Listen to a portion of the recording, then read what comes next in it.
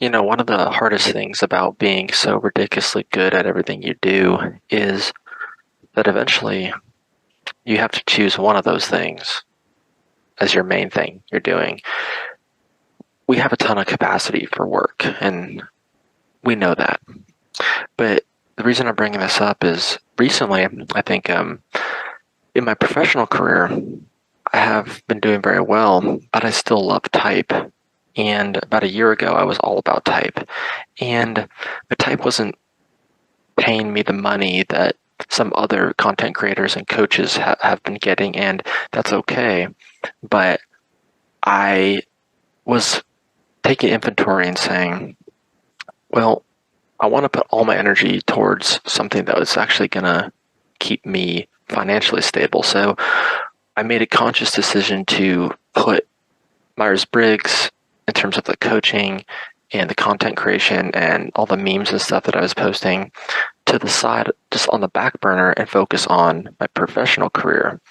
And now I'm just using type as a hobby, kind of an outlet. And I think that's actually made me a little bit more happy because many other people, I'm sure, will hear this that are have tried to make money as a full-time career in type and realize that it's not really possible unless you're like in the top 1% of content creators, and you're really good salespeople, to kind of get their product out there and get their courses and their training programs out there.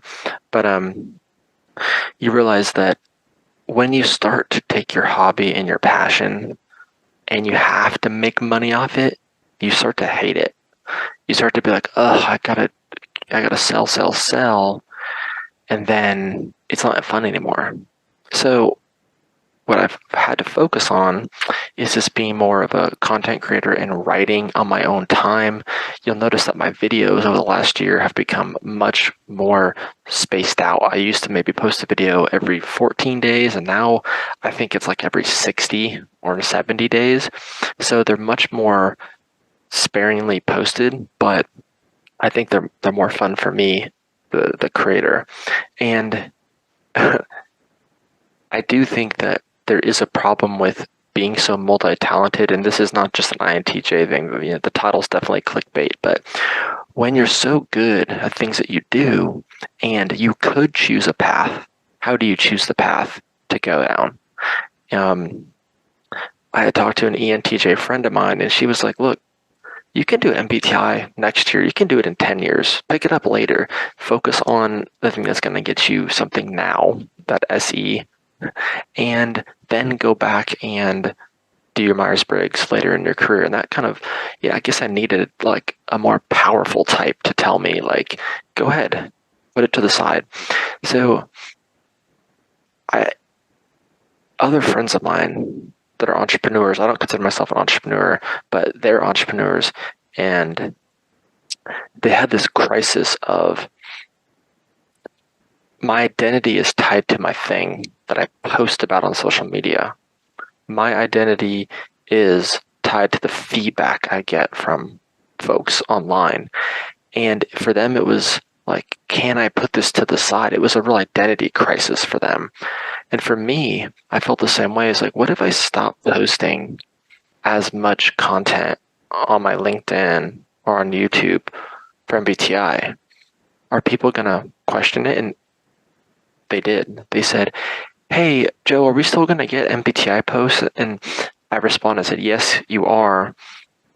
But in my head, I was like, that's just entertainment. That doesn't bring me any actual money because we need money to live. So I guess my question is, and the reason I'm recording this is, have you ever had to make a choice between the thing that you're extremely passionate about but doesn't pay you anything, or you don't see a career path there, and something that you're really good at that pays a lot? Because I'll tell you this, I don't think anymore, I don't think the word happiness or fulfillment, maybe happiness is something that I even strive for at all as an INTJ. Like, does work, like, are you get happiness out of your work? I never really think about that.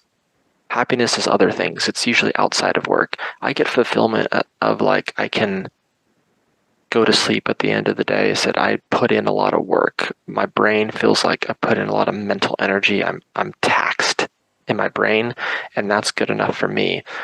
I don't have to have that much of a connection, that FI, to what makes me money, but as long as it stresses a part of my brain that makes me feel like I've done something that day, I can live with that. Whereas other types, if they don't care about the mission and values, they can't do the job. So tell me about a time where, in the comments, tell me about a time where you had to take that like the fork in the road and say, look, I like this thing, but unfortunately, I've put in enough time. It hasn't created the life that I wanted or the career that I wanted, and I'm gonna have to do the other thing that I'm actually good at as well that makes me money. So I don't think it's just tied down to the INTJ. That's just me joking, but I would say that I think I made a video way back about how the ENTJ can do and can be successful at anything they put their mind to, no matter what, just because extroverted thinking can help them just figure out the processes that need to take place to be successful, but have zero cares in the world about what product they're selling, the company, if they're saving the environment, if they're actually doing anything for the world. So these are just my thoughts on the subject. So let me know what you think. Please let me know of a time where you experienced this, because I'd be interested to know the individual stories. And if you're a content creator that's watching this and have decided yourself to step back from type to focus on something that is more, quote, practical for your career, your family, or money, let me know. Appreciate the time.